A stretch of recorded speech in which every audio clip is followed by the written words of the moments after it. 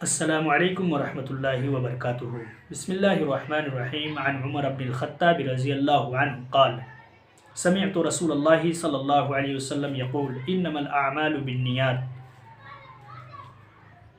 معزز حاضرین و ناظرین، پھر میں آپ کے سامنے ایک چھوٹی سی ویڈیو کے ذریعے سے حاضر خدمت ہوا ہوں۔ امید کرتا ہوں آپ خیر و عافیت سے ہوں گے۔ اگر آپ میرے چینل میں نئے ہیں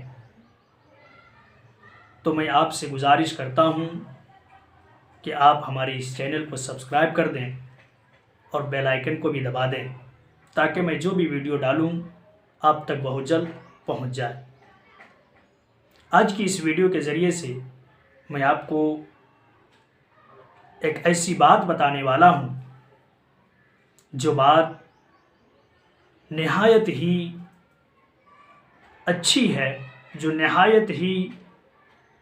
معنی دار ہے۔ وہ بات ہے نیت۔ مذہب اسلام کے اندر نیت کی بڑی اہمیت ہے۔ اب نیت کس کو کہتے ہیں، آئیے ہم اس کو سب سے پہلے سمجھتے ہیں۔ نیت کا لغوی معنی ہوتا ہے، نیت کا لغوی معنی دل کے ارادے کو کہتے ہیں نیت۔ ہمارے دل میں جو ہم ارادہ کرتے ہیں،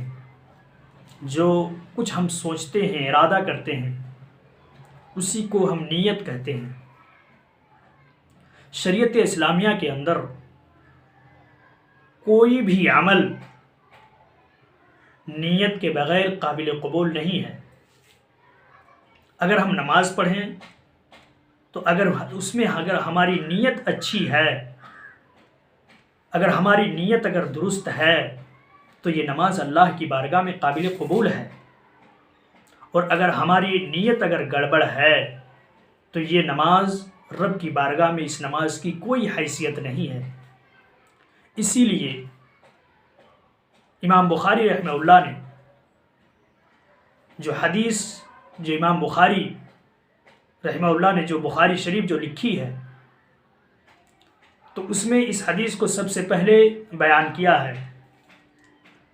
حضرت عمر بن الخطاب رضی اللہ تعالیٰ عنہ اس حدیث کے راوی ہیں۔ وہ بیان کرتے ہیں کہ میں نے نبی کریم صلی اللہ علیہ وسلم کو کہتے ہوئے سنا ہے کہ انما الاعمال بالنیات، کہ تمام اعمال کا دار و مدار نیت پر ہوتا ہے۔ اگر ہماری نیت اگر اچھی ہو تو ہمارے اعمال قبول ہیں۔ ہمارے نماز، روزے، زکوٰۃ، حج، دوسروں کی مدد کرنا، غریبوں کی مدد کرنا، اسی طریقے سے جو بھی اچھے اعمال ہیں، اگر ہماری نیت اگر درست ہے تو رب کی بارگاہ میں یہ عمل قابل قبول ہے۔ اور اگر ہماری نیت اگر دکھاوا ہے، ہماری نیت میں اگر کدورت ہے، اگر ہماری نیت میں ریاکاری ہے، تو یہ تمام بڑے سے بڑے اعمال بھی اللہ رب العالمین کے نزدیک ان کی کوئی حیثیت نہیں ہے۔ حضرت عبداللہ ابن مبارک رحمہ اللہ بیان کرتے ہیں، وہ فرماتے تھے کہ اخلاص سے خالی عمل کرنے والے سے کہہ دو کہ خواہ مخواہ وہ اپنے آپ کو نہ تھکائے، کیونکہ اخلاص سے خالی عمل کرنے والا شخص اس مسافر کی سی ہے جو اپنی زاد راہ کی جگہ مٹی سے اپنی چادر کو بھر رہا ہے،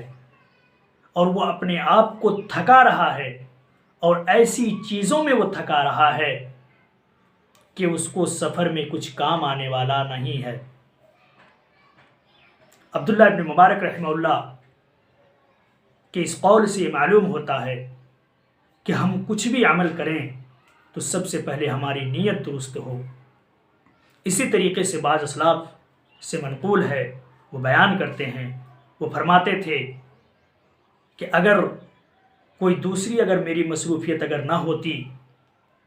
تو سب سے پہلے میں لوگوں کو نیت کی تعلیم دینا شروع کر دیتا،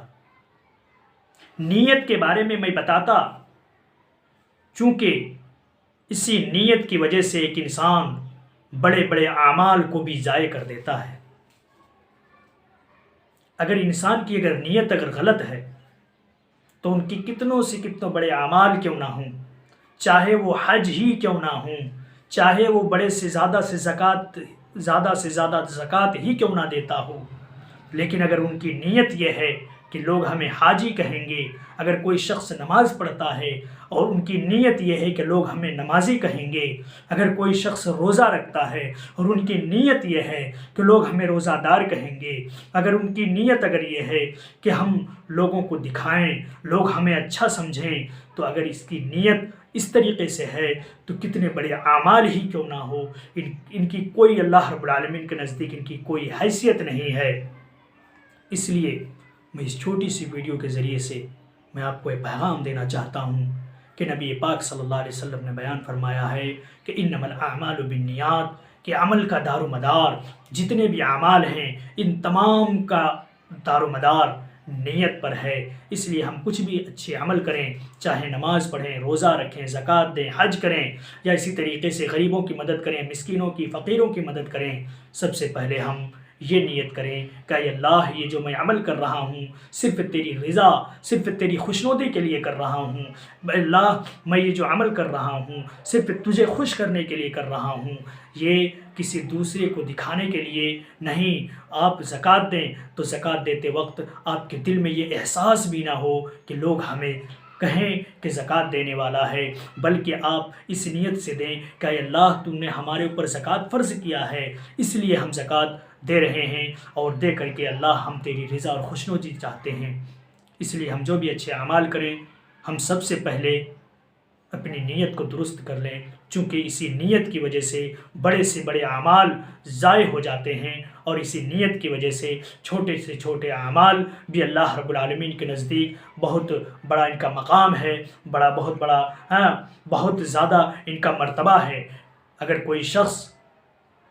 1 روپے خرچ کرتا ہے اور اس کی نیت یہ ہے کہ اے اللہ، میرے پاس اتنا ہی روپیہ ہے، 1 ہی روپیہ تھا، اے اللہ، میں اس روپیے کو صرف تیری رضا اور خوشنودی کے لیے میں یہ صدقہ کر رہا ہوں، تو اللہ تعالیٰ ان کے اس صدقے کو قبول فرمائے گا۔ اور کسی کے پاس اگر 10,000 روپیہ ہے اور اگر کسی شخص کو دے رہا ہے، کسی غریب کو، کسی مسکین کو، کسی مدرسے میں، کسی مساجد میں اگر دے رہا ہے،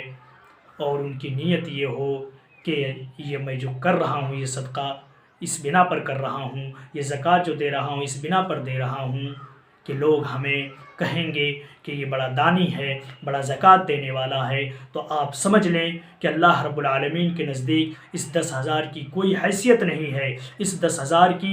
1 روپے کے مقابلے میں ان کی کوئی حیثیت نہیں ہے۔ آپ غور کریں کہ کہاں 10,000 کوئی خرچ کر رہا ہے اور کوئی 1 روپے خرچ کر رہا ہے، اس کی نیت کی وجہ سے 1 روپے کا مقام و مرتبہ اس کی نیت کی وجہ سے زیادہ ہو گیا، اور یہ 10,000